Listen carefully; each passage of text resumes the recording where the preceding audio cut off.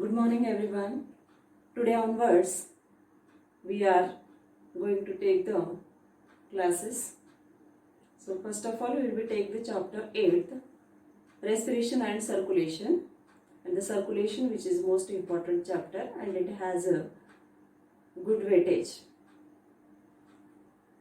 Transport system is, or circulatory system is also called as transport system. Transport system in the sense here the transportation will be occurs. Which things transportation will be occurs here? Like nutrients, gases, hormones, antibodies, enzymes, waste which will be released by the cell. Those all are transported into the body with the help of this system, that is transport system. And as we know that every cell has the property to exchange materials with their surroundings as well as in their body parts, and they require, each and every cell require the nutrient and gases. So the transport system which is there, how the transportation will be occurs inside the body by the process of diffusion as well as by the process of active absorption. Here transportation will be occurs, and this transport system has been broadly classified into two types. First one is the intracellular transport system and second one is the extracellular transport system. In the intracellular transport system, first type is intracellular transport system. Intra in the sense inside the cell. Name itself it says that intra in the sense inside the cell, the transportation will be occurs. Suppose for example this is the cell, and inside the cell what it is present? Cytoplasm will be present. This cytoplasm will be transported from here to, this process is called as cyclosis. Cyclosis means what? Cyclosis is nothing but the streaming movement of cytoplasm. Streaming movement of the cytoplasm, and this cyclosis is performed by the each and every living cell. This cyclosis is performed by the each and every living cell. But the intracellular transport system is occurs only in the unicellular organisms.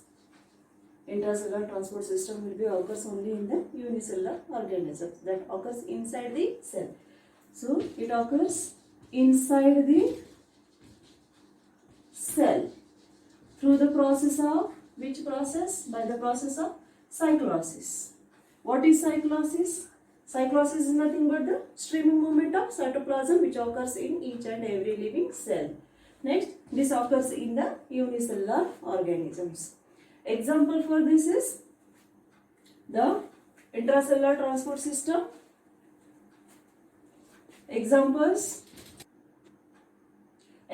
of intracellular transport system are amoeba, paramecium,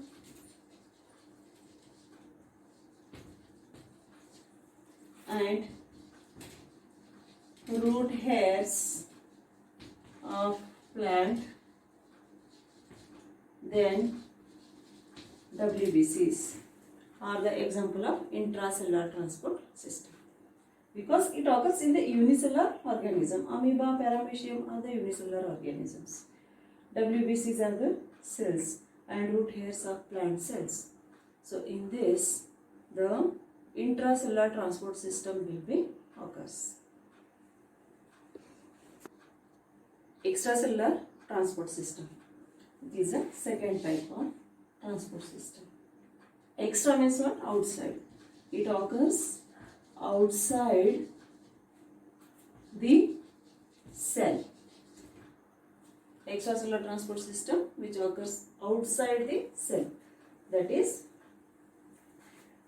suppose for example, we'll take example of here cycon, sponges का example. Cycon body has holes, those called ostia. Through these holes, water will be enter into the body. When the water enter into the body, here one canal system will be present. This canal system is called water canal system. Water canal system. Through this canal system, water will be flows. Extracellular means what? Outside the cell. Here many cells are present. Cell aggregate body planning is present in the sponges. So here the fluid which is there, that is flowing outside the cell and it transport the material. The fluid is flowing outside the cell. It is not moving inside, outside the cell, but the cells are transporting the material into that moving fluid. So this is water canal system is present in the sponges. That is one of the example of this extracellular transport system. Apart from that, the flatworms do not have any developed circulatory system, but here the parenchymal circulation is present in the flatworms. Parenchymal circulation. Here no heart is present, but the gases which are there, those will be collected from the skin. There is no developed circulatory system. In the Annelida roundworms,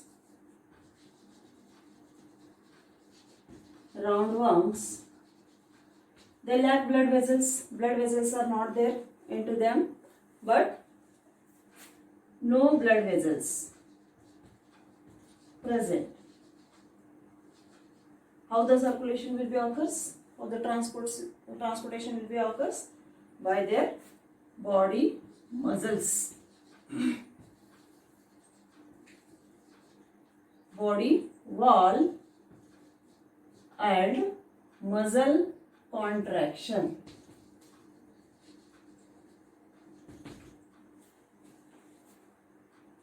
Body wall and muscle contraction. Movement of body wall and muscle contraction. The transportation will be occurs in the roundworm.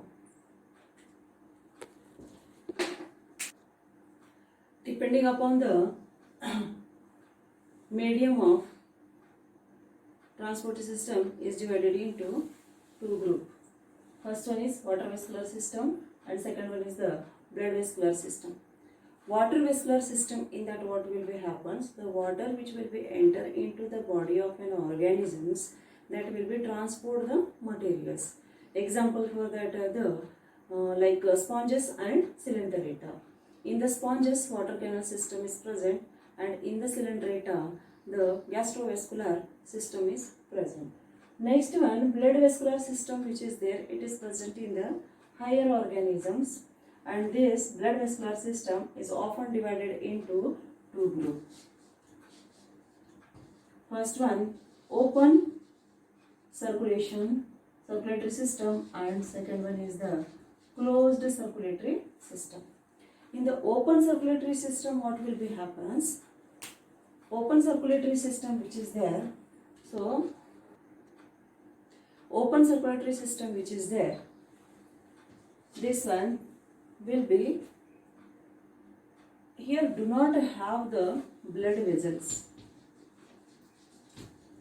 Blood vessels are absent.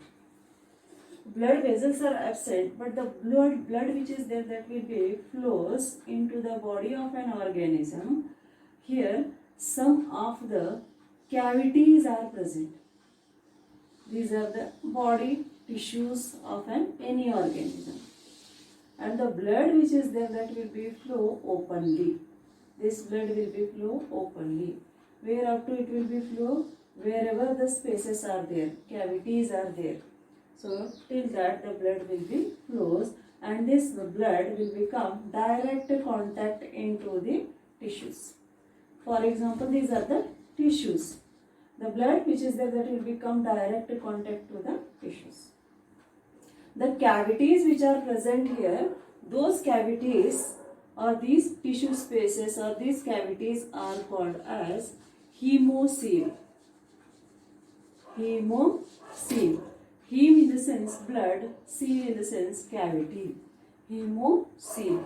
So into that hemocoel, blood directly flows. Openly it flows. It do not have any blood vessels. It do not have any pipe-like structures.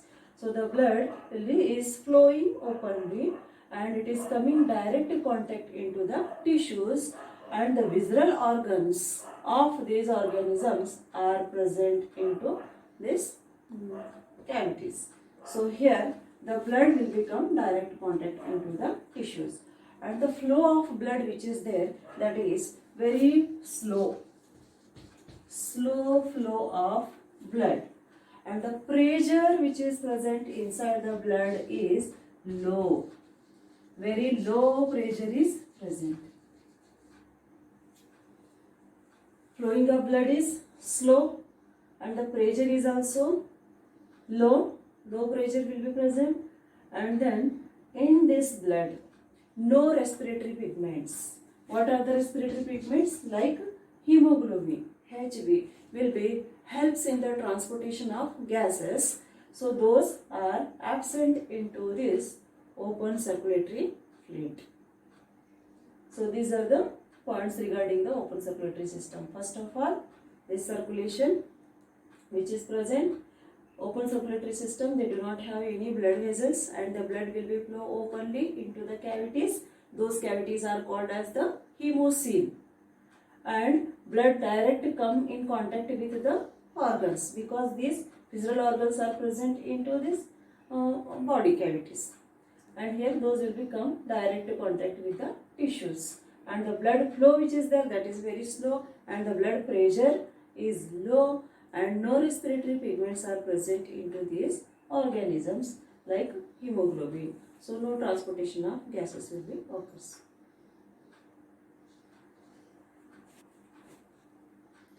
In the closed circulatory system, there is a network of blood capillaries are present. Here, network of blood vessels are present. So through these blood vessels only the blood will be flow towards the body. Here, when the blood is flowing, like in the open circulatory system, blood will be flow openly, but here the blood which is there, that will be flow inside the blood vessels. So it is called as closed circulatory system. When the blood is flowing inside these vessels, so it never comes direct contact into the tissues. It never comes direct contact into the tissues. This one will be flow itself. It cannot go into this and cannot contact with these tissues. So here the interstitial fluid which is present inside the tissues, this interstitial fluid is present inside the tissue, that will be this blood vessel, big blood vessel which is present, and that one will be get divided into the capillaries, small capillaries. Through this blood will be goes into these organs, and when the blood is flowing into the organ, the interstitial fluid which is there, that will be collect the materials from the cell and released into the cell. For example, this is a blood vessel and this is one of the organ, and blood flow is there. So when the blood vessel is moving here, from here the blood blood vessel will be divided into small, fine, thin capillaries.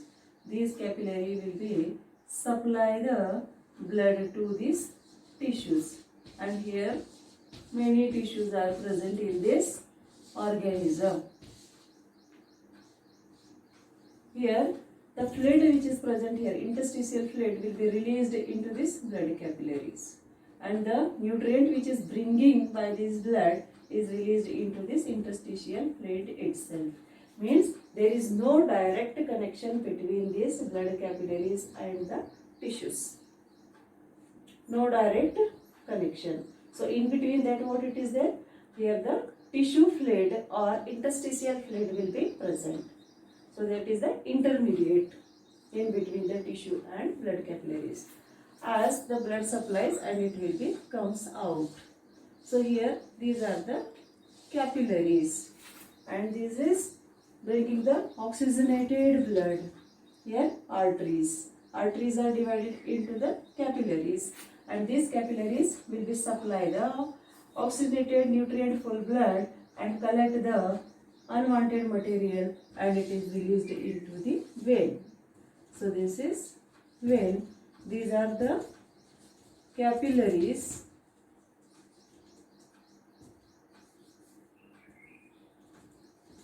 and this is artery. In this way, open closed circulatory system will be occurs. Here the network of capillaries are present. Those are spreaded throughout all over the body, and here the blood will be flows into these capillaries, and those blood will not come in direct contact with the tissues, and the pressure in the blood is very high. Blood flow is very fast. The blood which is flowing into this is very fast, and the pressure is also high. High pressure is present, and apart from that, those contains the respiratory pigments like hemoglobin. Hemoglobin is present in the blood, and this will be help to transport the gases O2 and CO2. Let us see the difference between open circulatory system and closed circulatory system. So first one, the blood flows in open tissue spaces. In the open circulatory system, blood will be flows into the open tissue spaces, that is called hemocoel or sinus. And here in the closed circulatory system, the blood flows in the closed tissues.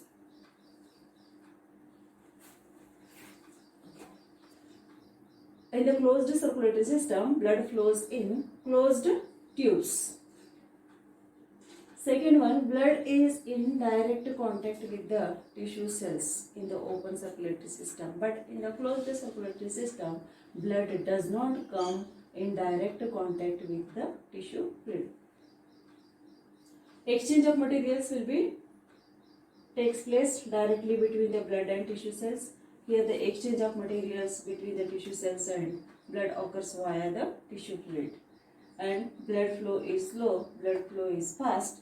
Here the blood has very low pressure, and there the blood pressure is high. Example of this is open circulatory system are the arthropods and mollusca, and closed circulatory system examples of Annelida, higher mollusca and chordata. Higher mollusca in the sense the class Cephalopoda, in that octopus like that animals will become in that closed type of circulatory system is present. So Annelida, higher mollusca and all the chordates, those have the closed type of circulatory system.